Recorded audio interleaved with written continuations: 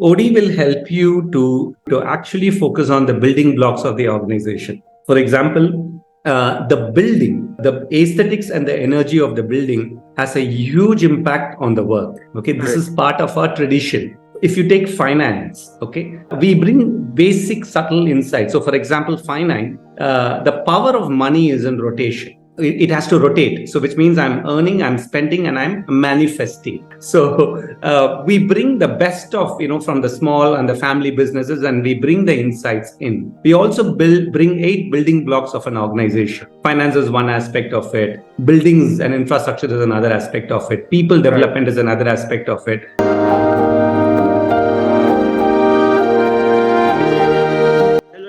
I'm Jitendra Singh, banker turned entrepreneur and author of the book Perfect Mastering the Art of Selling. I welcome you to read my story where I interview authors, speakers, coaches, celebrities, entrepreneurs, and more. Today, I have with me Mr. Arul.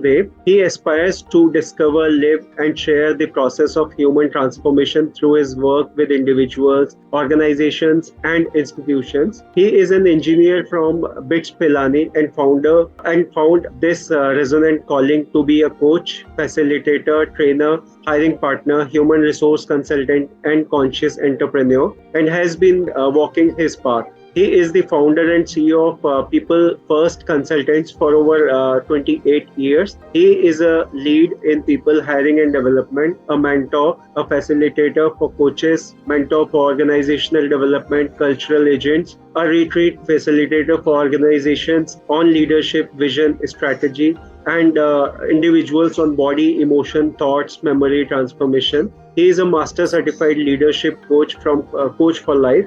He is also an author of the book Into Great Depth of Your Being and The Flame Within. He is the guest faculty at IT Madras since 2011 for self-awareness and Sahaj teacher training courses. He is also co-trustee of ICE Trust that anchors 5 projects: Integral Education, Nature Connect, Natural Health, She Evolves, and Youth Above 60. Across his work, he coaches and guides people to discover true purpose, fulfilling potentials, nurture inner evolution, and augment creative manifestation. His hobby is doing deep research on body, breath, and evolution. Today, he will be discussing with us about his life journey. So let us hear from him.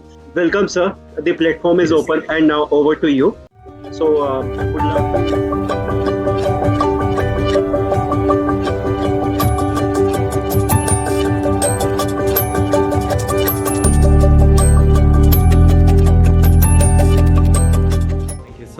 Thank you for the opportunity. Yes. So, would love to have a brief about you.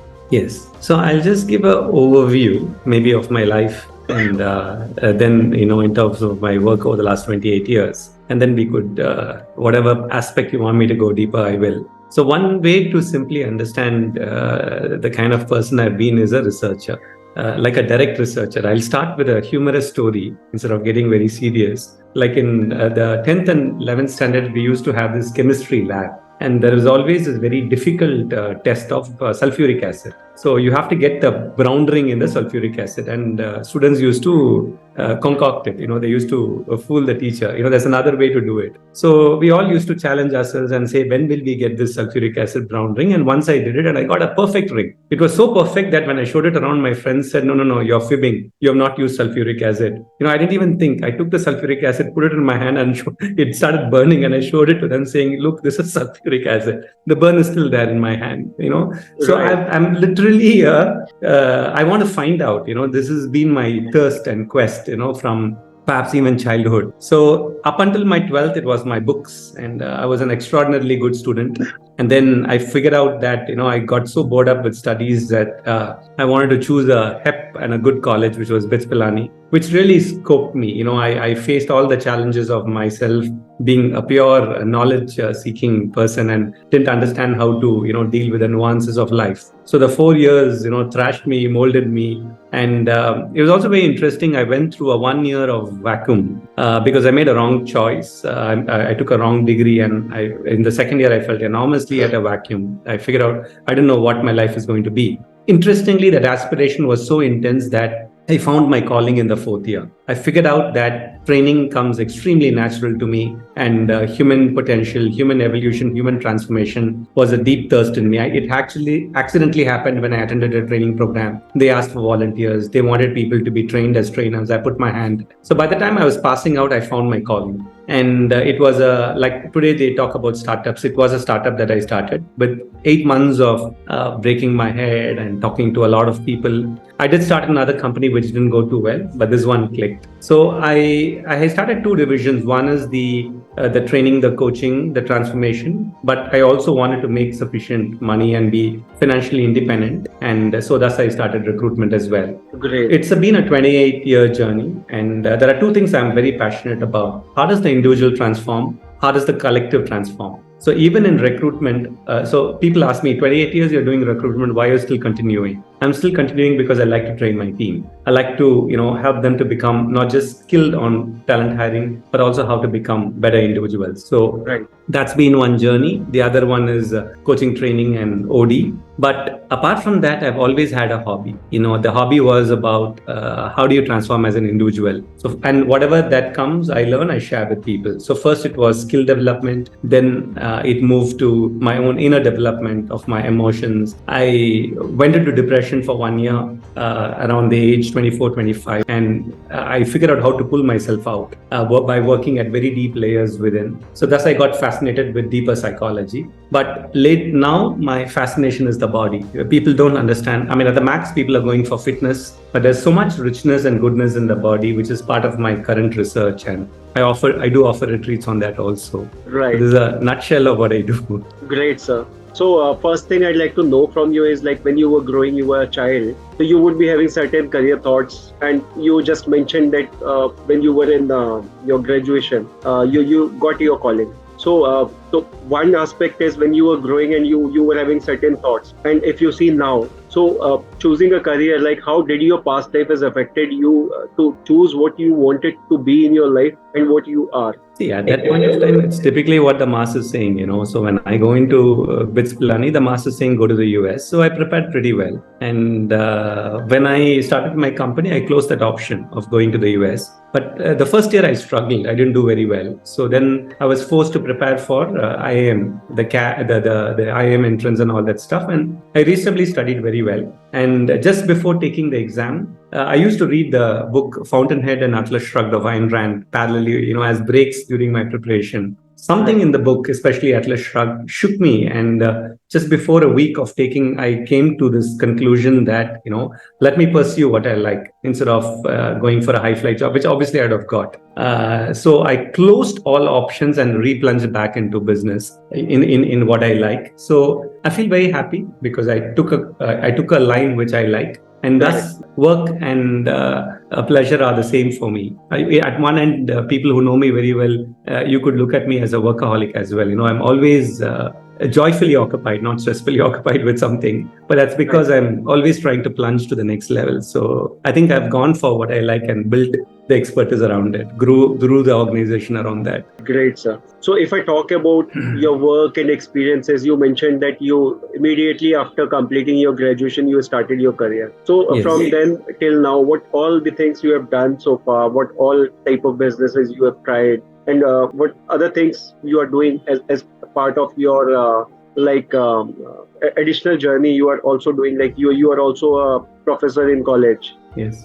Yeah. So as a business, there are two fronts in our business. One is the talent hiring, which is pretty straightforward. And there we do slightly niche hiring, which means, we are in all sectors, IT and manufacturing and non-IT and all that stuff. So we specialize more in the difficult positions that the client finds difficult to hire, and we go to depth. Depth has been a business strategy that I've used across the years. So one core business is talent hiring, which is where we have the majority of people. The corporate training and the individual training, I offered both. The corporate training also had the edge of depth. We were always trying to integrate the competency development with the being development of the individual. Like, for example, a research organization contracted me for a development of their supervisors for a year. So we not only built the leadership skills, we looked at their attitude development, we looked at their inner strengths development. So this combination of the inner and the outer has always been part of our corporate training offering. coaching is something I plunged over later on, and we also offer our own coaching school. It's called Coaching with Depth. If you constantly see, the word depth is something that comes along with us in our strategy of how we do. But apart from this, I more in terms of my need to contribute back into the society, I moved into teacher training. I run courses for students purely as an experimentation on can they become creative and intuitive. Okay, and out of 25 students that we have worked with over the last 4-5 years, 5 of them have really evolved. One of them, his creativity and intuition is far ahead of me, and I've been working on intuition for 28 years. The guy's only in the 12th standard. Right. So the potential of the younger generation is very high, and they're also very confused, because adults do not know necessarily how to detect the gifts and strengths in the students. So I've kept plunging into almost everything. I didn't leave anything unturned. Anything in training, anything in recruitment is pretty straightforward. Anything in training, the corporate angle had the blend of the inner and the outer. And at the individual level, I've been plunging almost into everything so that, I experiment and get to know how does the individual transform. Collective transformation, OD, has been a passion. Not even 1% of the organizations in the world know how to do OD. OD culture is they speak about it, but they don't know how to do it. They just apply model. So that's something I'm very passionate. I'm not fully succeeded in taking that work in the world. It requires a lot more bandwidth and time. And I'm hoping to do that in the next 5-10 years. Sure, sir. That will be a great support for the entire startup ecosystem as well. Yes. Corporates, definitely there would be. But since we are entering into a startup ecosystem, so it will definitely help them. So if I talk about things you are passionate about in your life, some of the things you have already highlighted, but what are other things also in your life which you are passionate about? One thing I've always been passionate about over the years is whoever I meet, I want to find their purpose. I want to find their natural gift. It's not something that I'm doing it consciously, but I do it. And that's whenever I have a conversation, somewhere I'm trying to zone in who's this person. It's like an extraordinary curiosity. But that doesn't mean that, I'm a great networking person. In fact, I'm not. I am pretty much shy and I'm pretty much an introvert, and I avoid too many interactions because I need the time, to be able to do the depth work that I'm doing. So my passion is either in myself or the other, always trying to see that spark and to see if the spark can be ignited. And see, igniting this, recognizing the spark is easy. Sustaining the spark is difficult. Not 1 out of 10 manage to sustain it. They let it go at some time and then they just go back to... See, there is one thing to understand. You read in my profile transformation. And if you come to startups, for example, people generally understand the transactional work. Like you want profits to double, you want to grow from one geography to the other. People understand this. Right. They also know that in 3 years' time, you want to grow successfully so that you can sell it off. But transformation, people don't understand. Transformation means the product is evolving. The people are evolving. The culture is evolving. So that's another passion of mine. That's really wonderful thing, sir, because transformation, you rightly pointed out, it's not about growing your business or maybe growing your overall perspective, whatever you are doing. It's about transforming from one thing to another one. Maybe it can be entirely a new thing altogether, or maybe a new thoughts, new ideas, new innovation, something like that. So that's really wonderful to know about that, sir. So if I talk about your vision, mission and goal for next 5 to 10 years from now, so I can really see some of the things you have mentioned. OD is one thing there. So what are other things you would like to work on in these 5 to 10 years? 5 to 10 years, my first thing that I'm working is succession planning. I plan to allow the organization to continue beyond my lifetime. So I have another 20-25 years of active work. So I've already started the succession planning, grooming people to be leaders. That's one thing. OD is something I'm very passionate about. In fact, we'll be offering long courses on that. The body work and what I passionately call, you please discover the purity in your body, the pure goodness in your body. That's another passion. Interestingly speaking, when you discover and do body work, your regular work becomes better. You're more centered. You're not more oscillating. So I think these three is what, and children, and in the age group of maybe 10 to 20 years is a area with a few of them that I would like to work. There's another passion which will be very surprising, but I'm training a few people to work with pregnant women so that they can birth children of a high consciousness. The body work lends itself into that. So there are about 3-4 people I'm training. So these are the new areas where I see myself contributing over the next 5-10 years. So kind of a training program for women who are pregnant and for It's them, so more, that whatever they're learning, that learning can go to the child the baby. Yeah, in our. it's more correct. It's not training more, it's more body work. It's more Okay. like, for example, becoming aware of the natural breath, which will remove the toxicity and past memories, or emotional stress that is present in the mother, which will go into the womb. So Right. basically, body work, memory work, thought transformation work that the mother does, and in an intuitive way passes it to the child. We are still researching, and we are about to kick off a few projects on that. Great, sir. That would be one great idea, I guess, and Yes. it can create, I think, magic for the child who can come up with so many positivities already within him or her. So, Yes. sir, if I talk about the most important life lessons you have learned from your personal and professional journey so far, so what are those things? I think life lesson depends on the limitations we carry and what we need to transform. Okay, so one of the life lessons which I'm still learning and perhaps struggling, like this, the other aspects which are really good. My life lesson is, how do I manifest fully?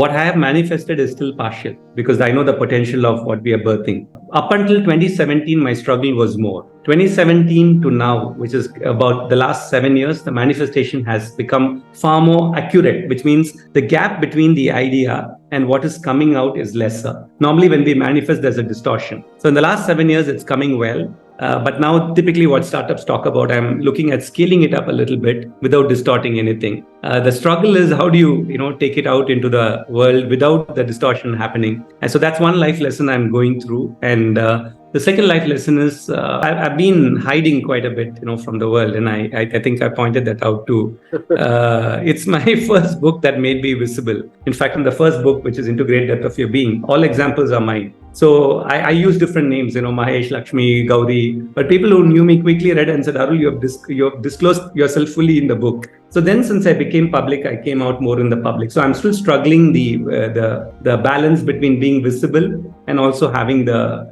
quietness to do the work that is needed inside. Right. Other life lessons are creativity. I've been a big fan of creativity, and I've been learning how to be creative in the work and also bring it into the practical aspects of it, which I'm really good. I've learned Great, it sir. through life. Great. And about manifestation, you rightly pointed out there are many people who manifest things very easily and more accurately, and there are people who always struggle with manifestation. So there is something which is missing with everybody. So you are researching on that aspect. That seems to be an interesting one. I would like to know more about that in future sessions probably. So maybe we can discuss more onto that. So that's really wonderful thing. And sir, now moving on to the next one, like you were talking about organizational development, you are working aggressively on this aspect of developing organization as a whole. So if we talk about the current times of startup ecosystem evolving in India, so how OD tools and techniques, practices can help startups to grow exponentially?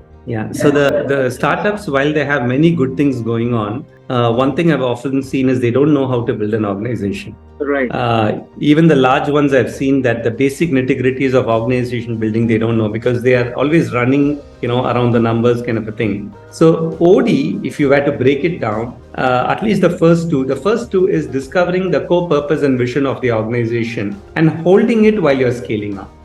More than 8 organizations or 9 organizations fail on this. Like they have something really good, but as they scale up, they start compromising, because numbers have to come. They're hiring the wrong people. They're not sufficiently training. They're not investing on the, innovation needed on the product. So the core, what is the core of this organization? What is it standing for? Behind the product and service is something that the startups, not just the startups, even the other organizations are struggling because they don't know how to see the essence of something. What is the deeper idea behind it? So we are trying to, bring that expertise. The second is culture. So how do you build at least 2-3 aspects of a culture that can hold? It can be anything. It could be, for example, diversity. It could be, for example, we genuinely honor people. Now, how do you hold it and how do you integrate it? People don't, take the effort. So we are trying. So there's a course that we have built up. It's called the Basic OD course, where 5 25-minute sessions, and that's something we're offering complimentary, purely because we could enter.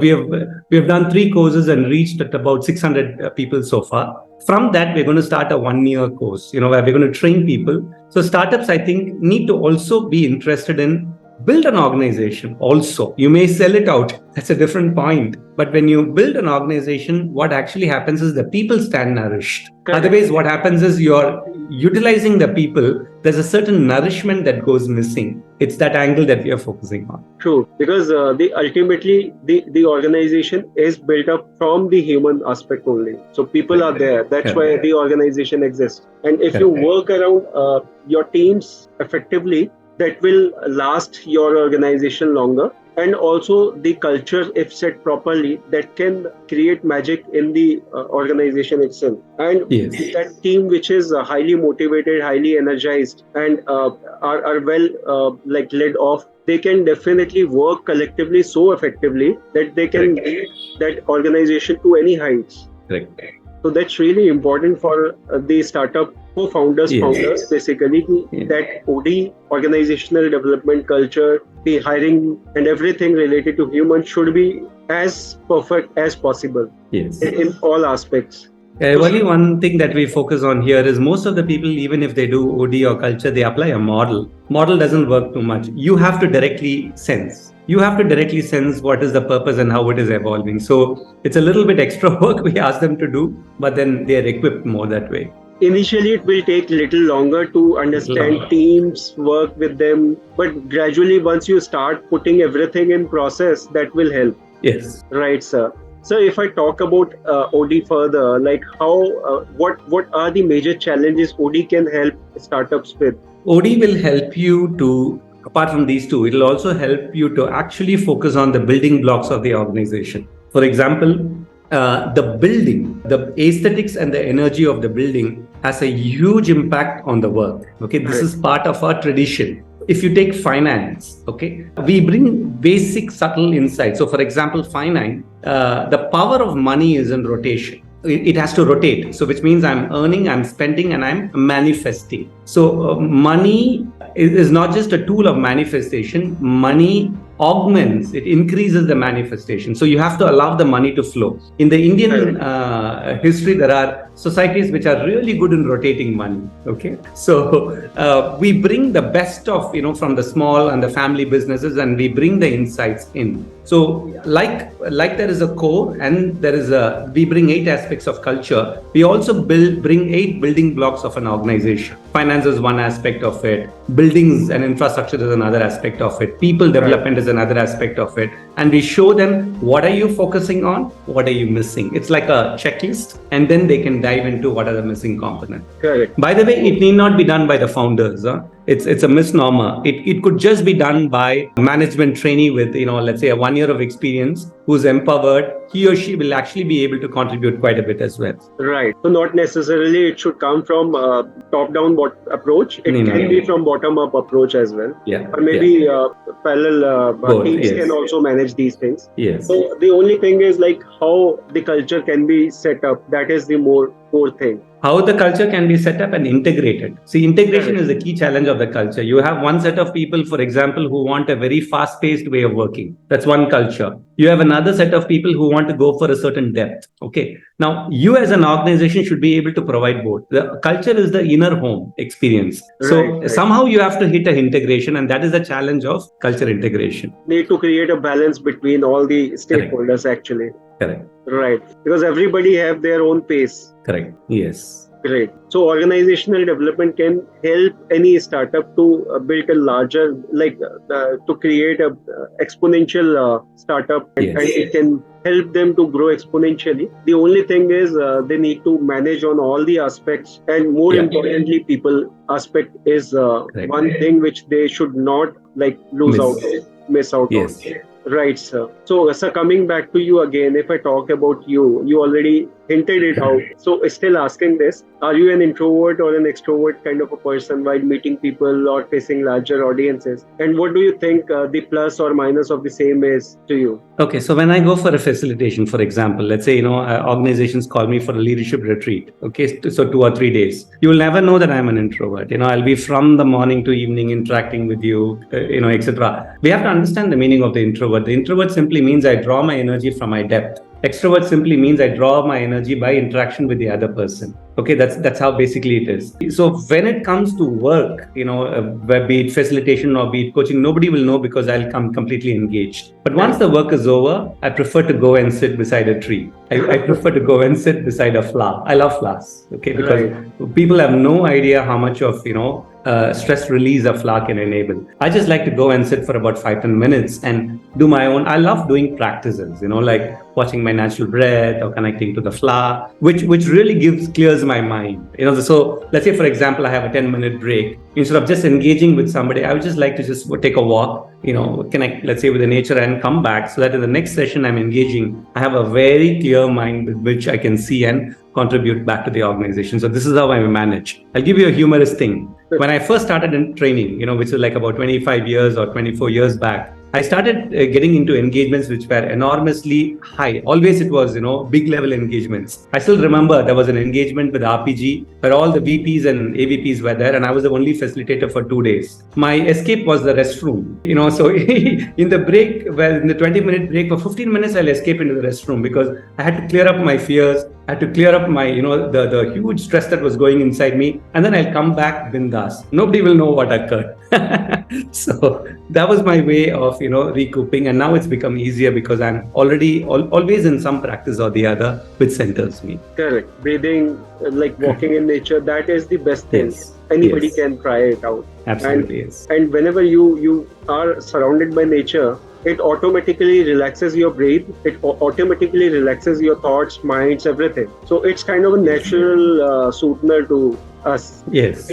Right, sir. So if I talk about the kind of support you got in your journey, who were the people supported you the most? I think it's a classic response, but it's the truth. First is my father. It was only because of him that I plunged, because even though I got clarity, I got a campus job in Thermax, Pune. And I was very tempted to take, 1, because of the job, 2, because pollution control, which I like, 3, because Pune has very good looking girls. So I was extraordinarily tempted. No, I'm just speaking the truth. And I was very tempted. Okay. Right. My father convinced me. He said, he was also, in HR. He was a head HR. He said, see, I've met people, so many over the years. Many get clarity, and all this thing of 5-10 years, I'll go work and come. Hardly people get back to their passion. If you have found it, go for it. I'll support you. So this was a strength. The second landing was after I got married. I was pretty much a little bit turbulent and oscillating before. I had a late marriage. I got married only at 34. So post-marriage, there was another phase. But the other thing is almost every time somebody comes, like I guide somebody, they guide back. I guide somebody, they guide back. So like that, I've had more than about 100 people or 200 people over the years who have fundamentally contributed into who I am and what expertise I've developed. Right. That's really wonderful, like kind of support you get in your journey. That sometimes is really important, that you need to have some backing with people surrounding you. So that's really important and wonderful though. And so if I talk about motivation and inspiration in your life, what are the ways you get them? So let me just say the opposite. So as I already shared, 2 times in my life I've gone through deep depression. One was in my college. The second one was terrible. It was classic love failure. It was while I was working, and it was a terrible 1-year stint that I went through. Business shot up, because I used to work from 7 p.m. to 10 p.m. because that's my only way that I could keep my mind off. But my motivation comes from the curiosity of research. That's what I kept telling you, So every day in the morning, there's a certain curiosity, whether I'm doing the body work. Okay, so how will I, let's say, for example, transcend this pain? How will this get released? How will this get transformed? So the entire curiosity of either for myself or the clients, I push clients quite a bit. I can be honest about that. I'm a little bit tough with my clients. So I say, look, you're calling me for an assignment. You're going to pay me X amount of lakhs. But if you don't do this, it will anyway not work. So do this first and then come. I have lost clients like that, but I've been tough. So the motivation is really want to see if something can shift from location A to location B, state A to state B. That curiosity keeps me alive. Right.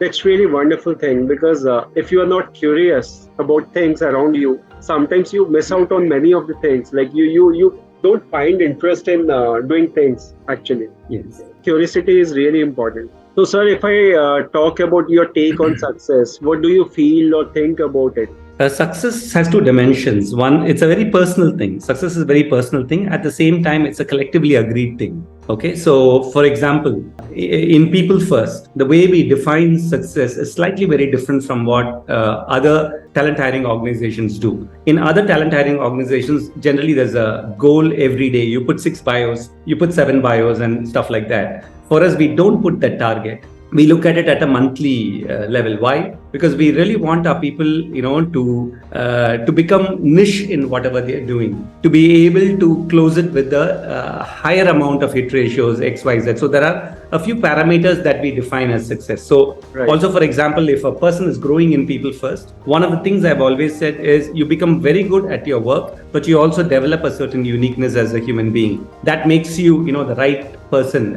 right senior in People First. So this is success for us at a collective level. So this was built because of my interest that we need to contribute to people, not just in their skills, but we also need to contribute as a human being. So each organization will have a definition of success as it has come through over the leaders over a period of time. Right. Success is the at the individual thing is extraordinarily personal. I think it's each one's priority on what they want. So, for example, for me, my success is at the if I discover, integrate, and share, I've succeeded. Like if you take about OD, the model that we are using right now, you will not find it anywhere in the world. It was created with a high degree of inclusivity of different traditions and pretty much a good degree of intuition. So the success for me there is we have downloaded the model is perfect. It has to be integrated into our systems. We're still making our journey. It has to be communicated and understood and implemented in the world. So that's going to be a 5-10 year journey. So only then it is success. Otherwise, it's like a partial success. So it's a very difficult journey if you were to look at it. So for me, I think, my friends know this, I don't take the easy path. Maybe it's a bad habit, but, I take the path which is a little bit difficult. So that's success for me. Money comes on the way, I think I had a coach who, like my first mentor, he was very clear. He said, Arul, money always comes. Arul, whatever you want, money will come. Be clear on the other things, do it very well, and just keep yourself open to money, it will come. So that's how I have looked at success. Correct. Money is the outcome of any business activity, whatever you do, that will definitely come. Yes. But the thing is, how you see things, that is the whole objective. And more importantly, how you implement things in your life, other people's life, and what is the outcome. That really matters. Rightly pointed out, sir. So we are moving on to the last one. Any message, advice you would like to share with our viewers and listeners? Yes. There's one phenomenon that I'm seeing, especially from the beginning of lockdown to now, is that the amount of chaos is increasing. My father gave me a book, forget the name, 28 years back, forget even the author's name. It clearly spoke about, there's a huge degree of chaos that's going to come into the world. We are only seeing the beginning. There's going to be more. We all know that. But at the same time, I'm also seeing that the amount of evolution of people, the interest to discover oneself is also increasing. Right. But many are struggling in that journey. They're really struggling because, you don't know. It's like one blind person leading the other blind person, or at the max, they just do a bunch of courses, which really doesn't help beyond a certain point of time. Correct. I think it's time for people to individuate, which means that while I'm in a startup or while I'm working in an organization, you please discover your, let's say, 1 or 2 unique gifts, unique strengths, and really hone it to the best. There was one Harvard 2-page article that I've read. I think the title is called Signature Strengths. And it was a fantastic article. I think it's freely downloadable if I'm not mistaken. It simply says that in general, when they have looked at top good leaders, they thought that, one should be good in too many things. But when they really researched and boiled down, they found that most of the good leaders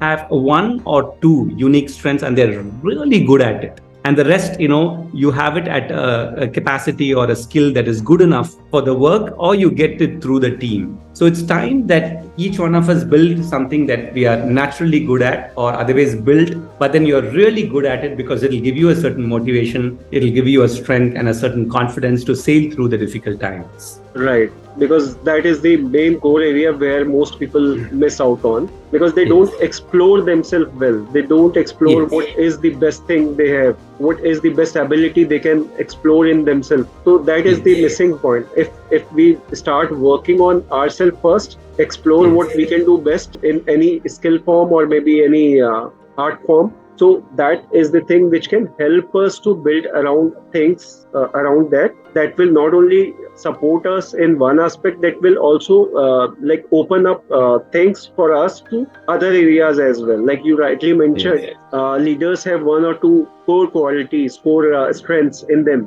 and those core things help them to build on other things as well, as which Yes. is required Yes. for a leadership role, which is required for any role. So that will definitely help everybody to explore themselves well. So with this note, sir, I must thank you. You shared so Thank you many so much. wonderful things about not only organizational development but the learnings, the journey of your life and learning from there.